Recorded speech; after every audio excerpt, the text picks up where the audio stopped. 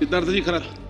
अध्यक्ष महोदय, बुलढाणा जिल्ह्यामधील प्रदीप सुखदेव जाधव हे इंजिनियर असलेले रहिवासी बोईसर येथे राहत होते. बोईसर येथील नामांकित असलेल्या विराज प्रोफाईल्स स्टेनलेस स्टील कंपनीमध्ये ते उच्च पदावर कार्यरत होते.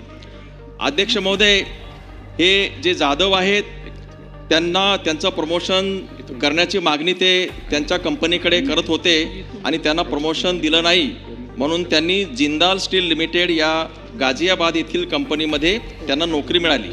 परंतु विराज प्रोफाईल्स स्टेनलेस स्टील कंपनीमधून त्यांना पुन्हा विनंती करण्यात आली की तुम्हाला प्रमोशन देतो, तुम्ही आमच्या कंपनीमध्ये जॉईन व्हा.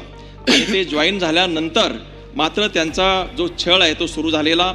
या कंपनीचे जे काही CMD आहेत नीरज कोचर, CEO जितेंद्र प्रताप गर्ग आणि राकेश चव्हाण CEO, या तिघांनी त्यांना मानसिक छळ करून टॉर्चर करण्याचा प्रयत्न केला आणि जातीवाचक शिवीगाळ, अपमानास्पद वागणूक आणि जीवे मारण्याच्या धमक्या दिल्या आणि त्यांच्यावरती काही आरोप करण्यात आले.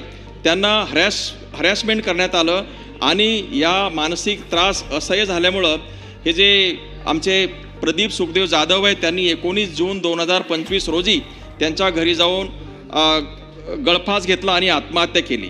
ही आत्महत्या झाल्यानंतर त्यांचे जे कुटुंबीय आहे, पत्नी वंदना जाधव आणि मुलगा यश जाधव यांनी आरोपीवर अनुसूचित जाती जमाती अत्याचार प्रतिबंधक कायद्याअंतर्गत गुन्हा दाखल करण्याची मागणी केली आहे.